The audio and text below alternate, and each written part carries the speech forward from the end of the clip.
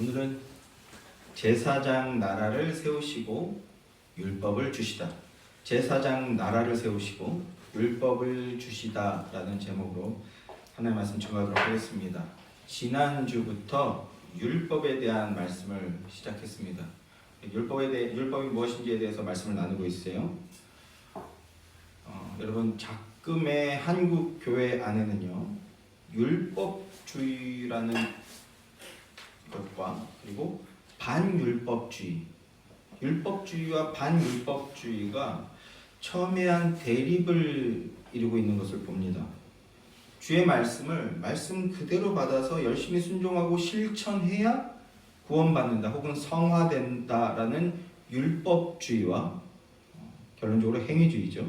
그리고 그런 것들을 전면 부정하는 반율법주의가 첨예한 대립을 이루고 있습니다.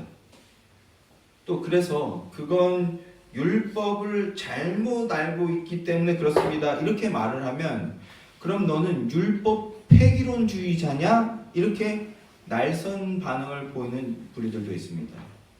이런 여러 가지 주장들이 무분별하게 난립하고 뒤섞여서 혼란을 겪고 있는 것이 작금의 한국 교회의 실상이라고 할 수 있습니다. 율법주의, 반율법주의, 또 율법 폐기론주의 등등, 이게 다 무슨 말일까요? 쉬운 예로요, 11조를 해야 됩니까? 안 해야 됩니까? 11조를 해야 되냐 말아야 되냐, 이걸로 근 10년 동안 격렬한 논쟁이 벌어졌었습니다.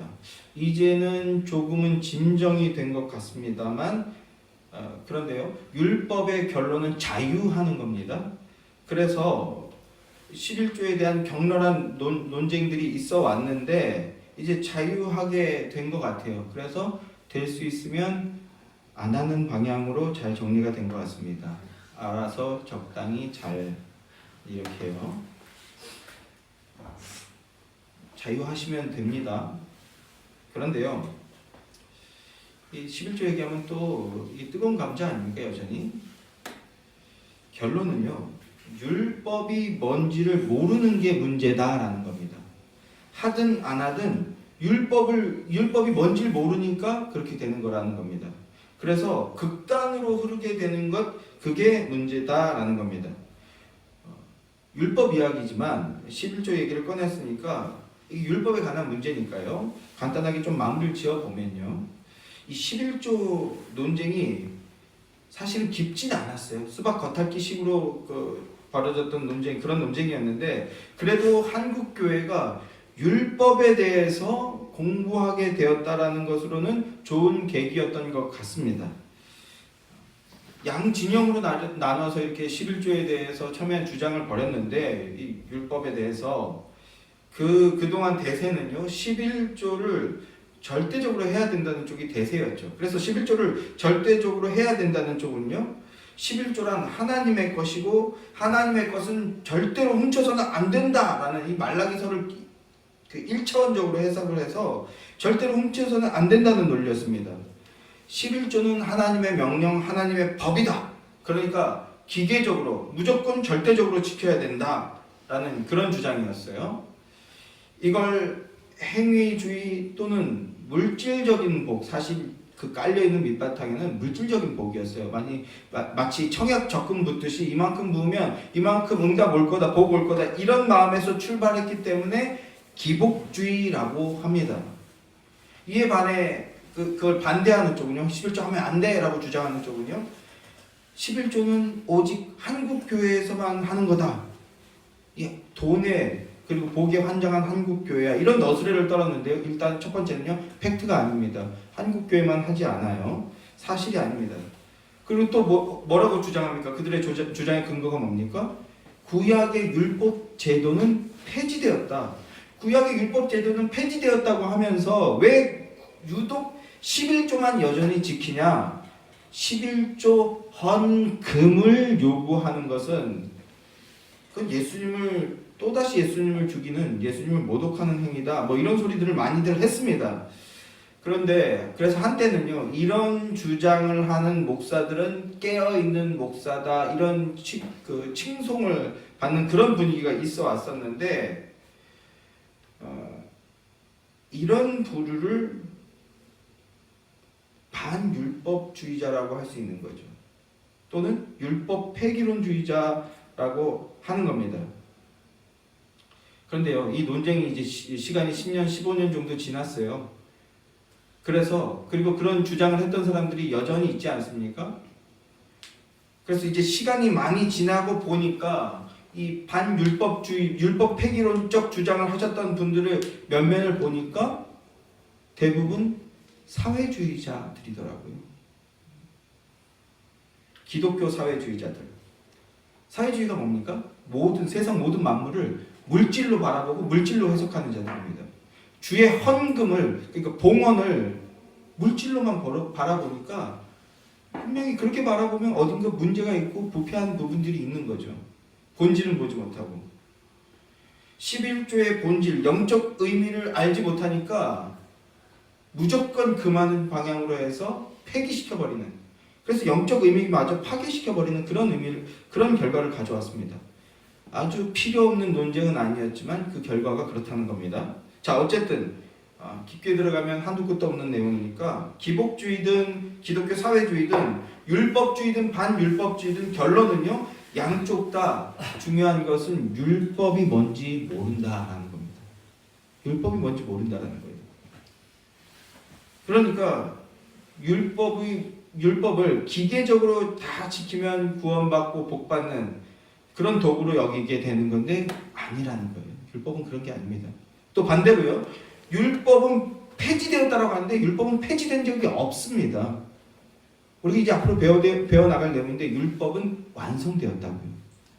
율법의 내용이 성취되었다고요. 그래서 양쪽 다 율법에 대해서 잘 모른다라는 겁니다. 그래서 극단으로 치우치게 된다라는 거예요. 무엇보다 중요한 것은요, 그 결과 무엇입니까? 하나님과의 관계가 끊어지게 됐다. 생명의 호흡이 끊어지게 되고 하나님과의 올바른 관계에서 이탈되게 되었다라는 겁니다. 어느 쪽이든 마귀가 승리한 거죠. 자, 결론적으로 11조는요. 11조가 뭡니까? 예수 그리스도입니다. 예수 그리스도예요. 부활의 첫 열매 되신 예수 그리스도가 하나님께 10의 1 대표라는 뜻이거든요. 10의 1이 되어서 드려지신 거예요. 우리를 대표해서. 그래서 나머지 전체인 우리도 부활의 열매가 되었다라는 게 11조의 내용입니다. 그 안에서 함께 죽고 함께 살아난 자 되었다라는 거예요. 그러니까 신앙생활에서 11조라는 것을 헌금으로 드린다는 것은 나의 전 인격이 주님 안에서 함께 죽고 함께 살아난 자입니다라는 믿음 고백인 거예요. 그래서 내가 이제 내 것이 아니고 나는 이제 예수님의 것, 주님의 것이니까 예수님의 뜻을 따라서 예수님이 살아가신 대로 그 길을 살아가겠습니다. 인애와 공의와 의를 실행하는 삶을 살겠습니다. 인애와 공의와 의가 신약 성경에서 뭡니까? 사랑이잖아요. 오늘도 찬양도 그렇고 기도도 그렇고 설교를 미리 다 해버리셨어. 전 반복만 하면 되는데 사랑함으로 사랑함의 삶을 사는 겁니다. 사랑함으로 사랑함의 삶을 사는 게 뭡니까? 예수님이 보여주신 사랑인데 따지고 재고 손익분기점 계산하고 이만큼 하면 이만큼 돌아오겠구나 이런 거 아니라는 거예요. 그렇게 따지면 예수님이 우리한테 내어주실 수 없어요. 우리가 어떻게 할지 뻔히 알고 계시기 때문에 선악과 따먹을 거 뻔히 알고 계시기 때문에 내어줄 수 없다고요. 그런데 그 끝은 결국은 사랑함의 삶을 살게 될 것을 믿기 때문에 내어주신 겁니다. 우리가 이 삶을, 이 인격을 어디서 배우게 됩니까? 첫째 부모가 됐을 때 배워보는 거죠. 소망을 가지고 하나님께서 우리를 부활체로 보시는 거거든요.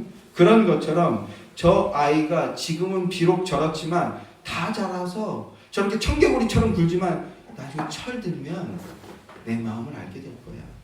이 소망을 가지고 키우는 거잖아요. 그게 뭐예요? 하나님이 우리를 어떻게 사랑하고 키우시는지 배워보라는 거예요. 부모 돼서. 그게 11조라는 겁니다. 나는 내 것이 아니고 하나님 것이기 때문에 돈 내라는 게 아니에요. 하나님을 위해서 내 전인격을 쓰겠습니다 라는 거예요. 내 전인격이 주님의 것이기에 나의 삶을 주님의 기쁨과 영광을 위해서 살아드리겠습니다라는 고백이 11조를 통해서 나타나지고 고백되어지는 것이다 라는 겁니다. 하나님의 뜻을 따라 하나님과 동행하는 삶을 사는 것이죠. 이것이 없는 사람은요, 100원이든 1000원이든 저는 실제로 본 적은 없죠. 1억이든 불가능한 거예요. 율법 시리즈의 최종적인 결론이라고 할 수 있는데요, 그건 율법의 진의가 무엇인지 아는 겁니다. 율법의 진의가 뭡니까? 사랑입니다. 사랑. 예수님께서 말씀해 주셨죠. 가장 큰 계명이 뭐냐? 즉 율법의 진의가 뭐냐? 하나님을 사랑하고 이웃을 사랑하는 것이다 라고요.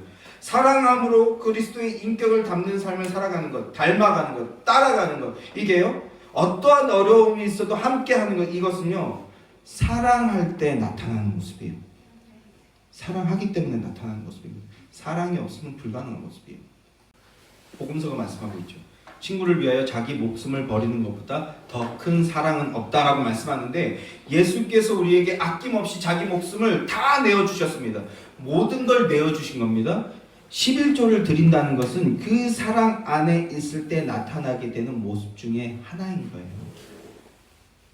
만약에요, 그게 무엇이든지, 돈이든 시간이든 마음이든 그게 무엇이든지 그게 하나님보다 더 사랑스럽게 여겨지고 더 귀하게 여겨져서 억지로 하는 것처럼 생각되어지시면 하지 마십시오.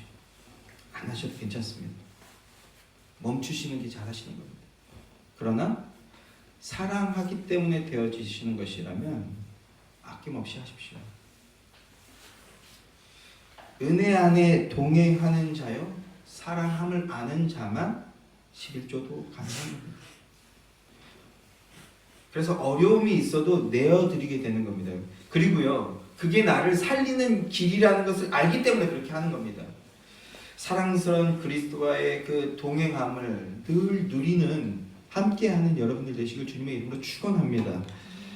자, 작금의 교회들이 율법에 대해 바른 이해를 갖고 있지 못한 것이 문제다, 이런 말씀을 드렸습니다. 그래서 매이거나 아니면 다 버리거나 이 양극단으로 치우치게 된다는 겁니다. 그래서 오늘부터 우리는 율법이 무엇인지, 그리고 율법을 주신 목적이 무엇인지 계속해서 차근차근 하나하나씩 꼼꼼하게 상고해 나아가고자 하는 것입니다. 자, 지난 시간에 특별 계시는 성경이죠. 이 특별 계시는 율법과 복음의 형태로 주어졌다라는 말씀을 드렸습니다. 그러니까요, 율법도 복음이라는 거예요. 복음. 율법을 바르게 알아야 복음을 더욱 온전히 이해하게 될 수 있다, 그런 뜻입니다. 자, 오늘은 이스라엘이, 모세를 통해서 이스라엘이 십계명을 받기 직전의 상황, 바로 직전의 상황에 대한 말씀입니다. 오늘 본문 말씀은요.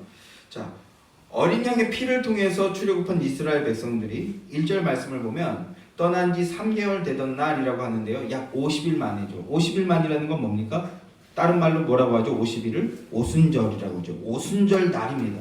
자, 오순절 날 이제 하나님께서 어떤 뜻을 펼쳐내 보여주시기 위해서 강림하시는 거예요. 근데 이 사건이 신약의 교회에서도 동일하게 나타나지 않습니까? 성경이 다 통일성을 가지고 일목요연하게 하나님의 일하심의 방법과 일하심의 뜻을 보여내는데, 자, 50일 만에 시내산에 도착하는 겁니다.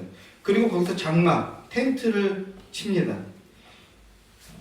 이 광경을, 그리고 이 광경 이후에 벌어지게 되는 이 상황을 신명기 9장에서는 이렇게 말씀합니다. 9장 10절 말씀을 보면 여호와께서 두 돌판을 내게 주셨나니 그 돌판의 글은 하나님이 손으로 기록하신 것이요 너희의 총회의 날에 여호와께서 산상불 가운데서 너희에게 이르신 모든 말씀이니라 합니다. 총회의 날에, 이 날이 총회의 날이라고 합니다. 총회의 날, 구약교회가 세워지는 날입니다. 구약교회의 창립일. 그런데요, 이 구약교회의 창립일을요, 출애굽기에서는요 조금 다르게 표현하고 있어요. 오늘 본문이죠. 오늘 본문 4절부터 6절까지 말씀을 다시 한번 함께 읽겠습니다. 4절부터 6절까지 말씀입니다. 다 함께 시작. 내가 애굽 사람에게 어떻게 행하였습니까? 내가 어떻게 독수리 날개로 너희를 업어 내게로 인도하였음을 너희가 보았느니라. 세계가 다 내게 속하였나니 너희가 내 말을 잘 듣고 내 언약을 지키면 너희 모든 민족 중에서 내 소유가 되겠고 너희가 내게 대하여 제사장 나라가 되며 거룩한 백성이 되리라. 너는 이 말을 이스라엘 자손에게 전할지니라 합니다.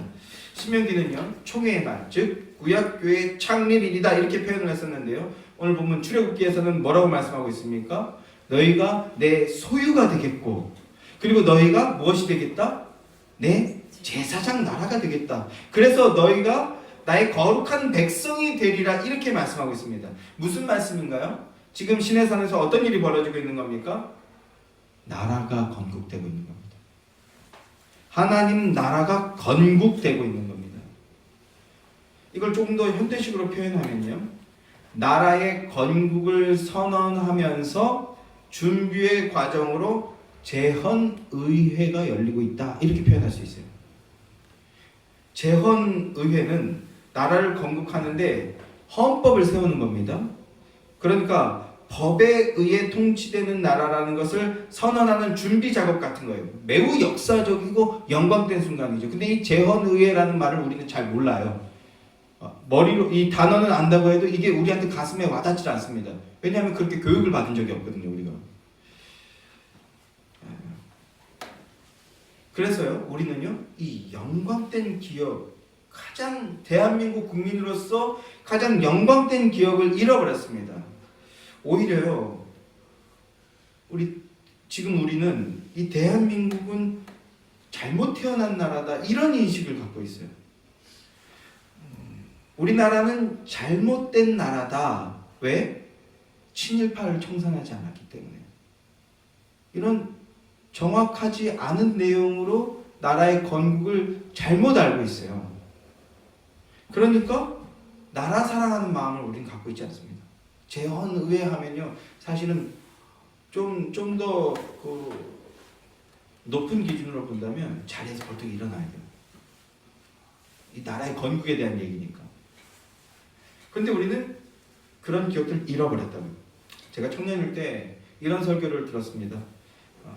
제가 굉장히 좋아했던 목사님인데 그 목사님이 사람들에게 이런 질문을 했대요. 사람들에게 이 나라에서 가장 영광된 순간이 언제였는지를 아느냐 이렇게 물어봤더니 많은 사람들이 뭐라고 대답했을까요? 그때가 2000년대 중반 때입니다. 한 2005년, 6년 때쯤이었던 것 같아요.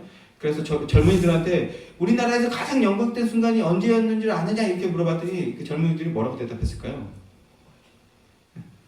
2002년 월드컵. 광화문에 모여서 막 빨간 옷 입고 다 같이 하나 돼서 이거 아니에요? 이게 우리나라의 가장 영광된 순간 이렇게 대답하더라는 거죠. 여러분, 겨우 축구입니다. 그래봐요, 축구 4강 간 게 나라의 최고의 영광된 순간이라는 거예요. 너무나 가난한 대답인 거죠. 너무나 가난한. 그게 뭐라고? 그래서 그 설교자가 이렇게 이야기합니다. 그게 아니라 철부지 같은 대답이고 이 땅의 최고의 영광된 순간은 그분의 주장입니다. 여러분도 공감을 하실 텐데요. 3.1운동이라는 거예요. 3.1운동. 김인현 3월 1일에 모여서 만세운동한 거예요. 백성들이 모두 뛰쳐나와서 잃어버린 주권을 다시 되찾자고 외쳤던 그 순간이 이 땅의 최고의 영광된 순간이래요. 저는요, 절반만 동의합니다. 3.1운동이요. 이 땅의 역사 속에서 위대한 역사인 것은 사실입니다. 그러나 저는요, 나라 잃은 백성들이 주권을 되찾자고 소리친 건 사실은요, 가슴 아픈 기억인 거죠. 가슴 아픈 역사인 겁니다. 오히려 주권자는요, 좀 더 이거 이렇게까지 가면 이제 시간이 부족할 수 있지만 조금 더 정확하게 얘기하면요, 그 나라가 어떤 나라입니까? 조선이잖아요. 이제는 좀 아셨으면 좋겠는데 조선을 판 사람이 누굽니까? 이게 90년대까지는 이런 얘기를 안 했어요. 2000년대부터 들어서면서 나라 판 사람이 누굽니까? 라고 물어보면 사람들이 누구라고 얘기해요? 이완용이라고 대답하죠. 90년대까지는 이런 얘기 안 했어요. 한참 지나서 어떤 공작이 있었다라는 거예요. 근데 여러분, 나라 판 사람이 누굽니까? 자세히 아셔야 되는데 고종입니다. 고종과 왕가들이요 지금으로 하면 몇 조에 해당하는 돈 받고 오늘날로 환산해서 그리고 나라 팔았어요. 그리고 고종은 죽었죠. 그런 다음에 순종 영친왕은요 일본에서 호화로운 생활을 보냈어요. 포드 자동차 몰고 다니면서 골프 치고 다니고 전 세계 호텔에서 스위트룸에서 머물면서 생활하고.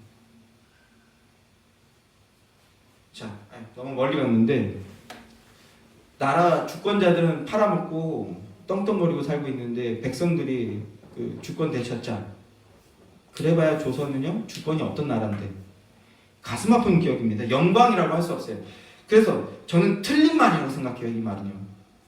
이 나라의 가장 영광된 순간이 언제입니까? 어떤 이유에서인지 우리가 이 영광된 기억을 잃어버렸는데요. 우리의 최고의 영광된 순간은 1948년 5월에 제헌의회가 결성됐어요. 제헌의회가 결성돼서 뭐 했습니까? 나라의 국호를 대한민국이라고 하자. 이렇게 정하고 그리고 8월 15일에 전 세계에 이제 이 나라는 대한민국이라는 나라입니다. 자유민주공화국입니다. 대한민국이라는 자유민주공화국이 건국되었음을 선언했어요. 이것이 이 땅의 최고의 역사적인 영광된 순간인 거죠. 아무 감흥이 없잖아요. 근데 우리가 한 번도 이런 얘기를 들어본 적이 없는 거예요. 오히려 반대로 이 나라는 친일파 청산을 못해가지고 나라가 반쪽짜리 나라다. 우리는 상해 임시정부의 법통을 이어야 된다. 이런 말도 안 되는 얘기하면서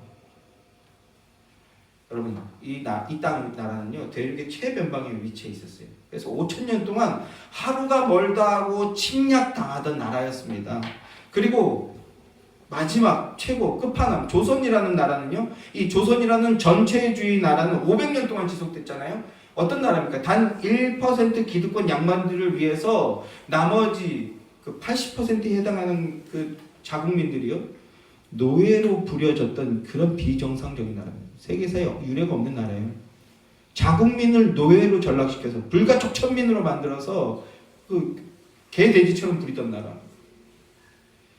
그런데 헌법에 따라서 누구나 평등하게 주권을 행사하며 열심히 노력하면 마음껏 자유를 누리며 살아갈 수 있는 나라, 국민에게 주권이 있는 나라, 자유가 있는 나라, 사상청으로 이 나라가 건국이 된 겁니다. 이것이 이 땅의 최고의 영광된 순간이었던 거죠. 우리가 기억해야 되고 우리가 되찾아야 될 기억입니다. 우리나라 대한민국이요 지금 정말로 어려운 시기를 통과하고 있는데요. 영상에서 이 부분은 묵음 처리하거나 지워버려야 될지도 모르겠는데 이 나라는요 사실상 사회주의 나라예요. 자유민주주의 시스템으로 돌아가지 않는 나라입니다. 심각한 위기가 닥쳤다라는 거예요. 이 나라가 다시 살아나려면요 바로 이 영광된 어떻게 태어난 나라인가 이 영광된 기억을 되찾는 것부터 시작되어야 한다는 겁니다. 그래서 이런 운동들을 이제 저는 복음 전하는 설교자이기 때문에 여기까지만 얘기하지만 이런 운동들을 열심히 벌이는 사람들이 정말 핍박받고 억압받으면서 정말 그 엄청난 압력과 압박을 받으면서도 이 운동을 하시는 분들이 있어요. 우리가 그분들 지지해줘야 됩니다. 그래서 나타나는 게 뭡니까? 건국전쟁이라는 영화가 나왔잖아요.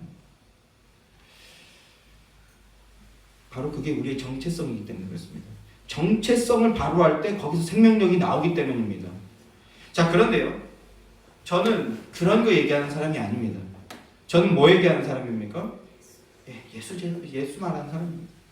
복음 증거하는 사람입니다. 그래서 그래봐야 대한민국은요 세속의 나라예요. 우리가 사는 동안 부강하게 그리고 건강하게 이 나라가 세워졌으면 좋겠습니다. 그래서 자자생손 손손 그것이 이어졌으면 좋겠습니다만 그래봐야 언젠가는 후패해서 없어질 나라입니다. 이 세속의 나라는 그렇습니다. 이 땅의 영광은요 언젠가는 사라지는 영광이라는 겁니다.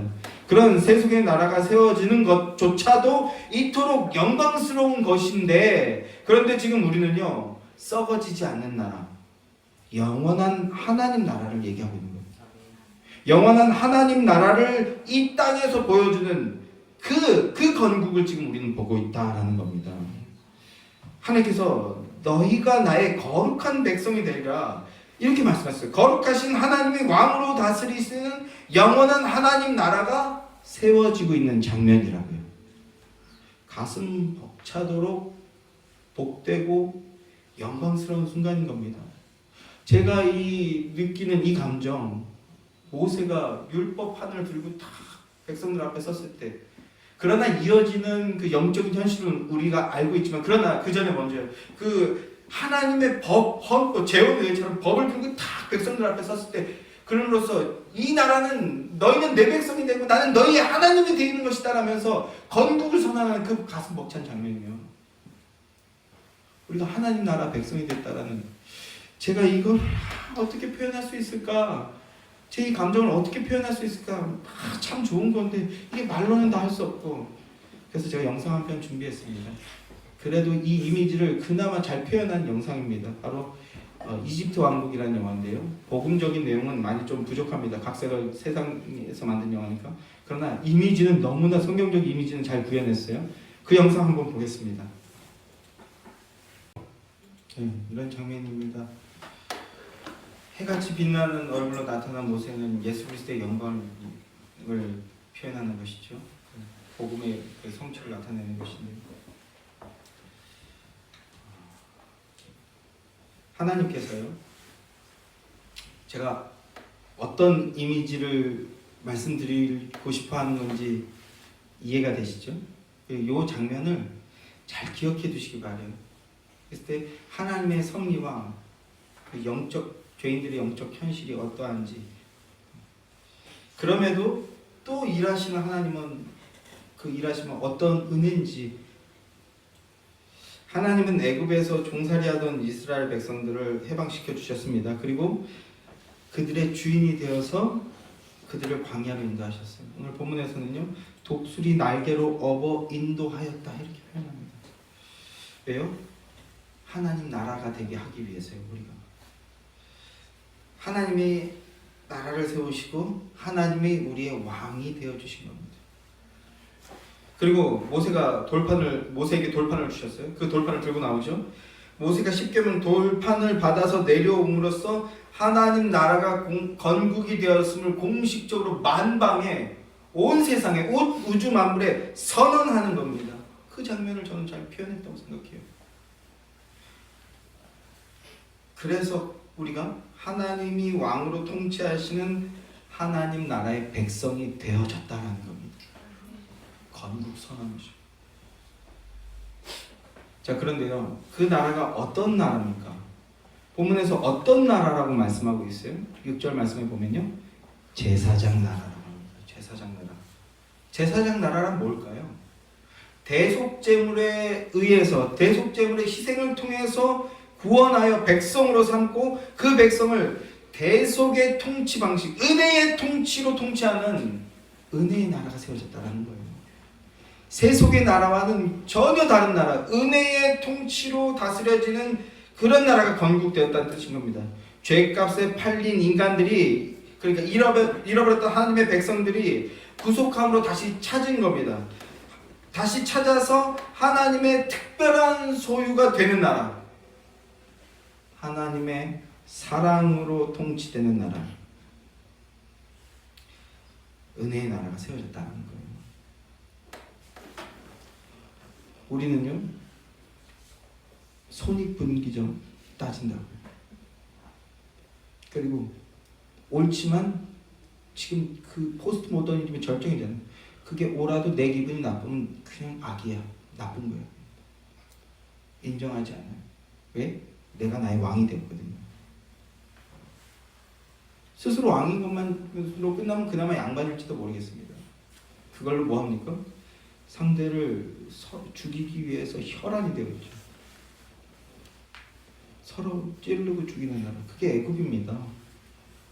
그 나라에서 건져내어서 먼저 사랑하고, 먼저 희생하고, 먼저 생명 내어주시는 것을 통해서 통치함을 누리는 나라, 은혜의 나라가 세워지고, 우리가 바로 그 은혜의 나라의 백성들이 된 겁니다. 사랑이 무엇인지 깨달아서, 내가 받은 사랑이 은혜인 것을 알아서 그 은혜를 고백하고 그 은혜를 찬양하고 그 은혜를 따라 사는 나라의 백성들이 되어졌다라는 겁니다. 세상에는 없는 나라인 거예요. 여러분이 바로 그 은혜의 나라의 백성들이 되어서 은혜의 통치를 받고 나누는 그런 복된 사람들, 복된 성도이기를 주님의 이름으로 축원합니다. 자, 이제 이어지는 20장에서부터요 구두로 하나님과 언약을 맺습니다. 하나님이 이스라엘의 하나님이시며 이스라엘 백성들이 하나님의 백성임을 공식 인증하는 이제 뭘 받습니까? 계명을 받습니다. 법을 세우는 것이고요. 자, 이어서 모세가 십계명 돌판을 받음으로써 법의 관계가 세워진 겁니다. 법의 통치가 시작되었다는 거예요. 은혜의 법이요. 하나님 밖으로 나아가지 않는 겁니다. 그리고 하나님 안에서 살아가는 것, 이걸 구속이라고 하죠. 세상 사람들은 속박이라고도 합니다. 그래서 결혼을 감옥이라고 계속 주입해요. 계속 주입. 그런 거 사탄아 물러거라 이렇게 얘기하십니다. 서로를 구속하는 것은요 복입니다. 복이에요. 매이는 게 복입니다. 그런데 어떤 매임입니까? 우리 옛날에 그런 노래 있었어요. 그런 제목의 노래 있었어요. 복음을 가장 잘 드러내는 거죠. 김종서의 아름다운 구속. 세상에는 아름다운 구속 없어요. 또 갑자기 노래 부를 뻔했는데 세상에는요 그런 구속이 없어요. 그게 길어야 3개월 가는 거죠. 그런데 오직 복음 안에만 이 아름다운 구속이 있습니다. 뭡니까? 사랑의 힘으로 서로에게 통치되어지는 것을 기쁘게 여기는 거예요. 서로를 구속하는 힘이요 사랑에서부터 나오는 겁니다. 사랑하면 그 구속을 당연하게 여기고 기쁘게 여기게 되는 겁니다. 제가 어제도 쉬는 시간에 한 쇼츠를 봤는데 이런 것들을 물리쳐내야 되는데 뭐냐면 내용이 단순해요. 엄마도 이거예요. 엄마도 엄마의 인생이 있잖아. 엄마의 좀 내버려둬. 왜 이런 걸 쇼츠에 올리는 거예요? 그래서 제가 참지 못하고 마침 그 댓글을 쓸 때 제초가 들어와서 순간 약간 움찔했지만 저는 제 자식들을 잘 키우기 위해서 헌신하며 살 겁니다. 그랬더니 댓글이 그래 너 그렇게 살아라. 비양의 걸 조롱하더라고. 각오하고 하는 거죠. 사랑 때문에 구속함 받는 걸 당연하게 여기고 기쁘게 여기게 되는 거죠. 그걸 먼저 보여주신 게 우리 주님인 겁니다. 아름다운 구속이죠. 이게 바로 뭐예요? 이게 선악과의 내용입니다. 선악과의 내용이 바로 이거예요. 내가 너의 하나님이 되어주겠다. 너를 내 백성 되게 하겠다. 그러나 인간은 어떻게 했어요? 그 선악과에 대해서 반역했죠. 또 이제 재헌의회가 끝내고 건국이 선언돼서 법이 내려왔는데 어떻게 했습니까? 그 법에 반역했죠. 하나님의 은혜로 세워진 이 제사장 나라 백성들마저도 역시 동일한 범죄를 저지릅니다. 그러나 하나님이 세우신 법에 따라 그들을 심판하시죠. 그러나 그 심판의 결과가 뭡니까? 그들을 살리게 되는 거라고요. 이게 은혜의 나라만 가지고 있는 특징입니다. 정죄에서 심판하지만 그러나 그 결과가 뭐예요? 죽이는 게 아니고 살리는 거라고요. 심판받을 때 우리는 죽을 것 같아서 거부하고 거절하고 도망치려고 하지만요 그 죽음 앞에 당도해서 죽음을 겪으면요 살아나게 된다는 거예요. 아까 봤던 그 홍수가 바로 그 내용 있지 않습니까? 죽으십시오. 근데 그 심판을 우리가 어떻게 해서 살아날 수 있어요? 그 죽음을 예수 그리스도께서 대신 당해 주셨잖아요. 그래서 우리는 살아남만 얻게 되는 거예요. 이게 율법이 가지고 있는 내용입니다. 사랑.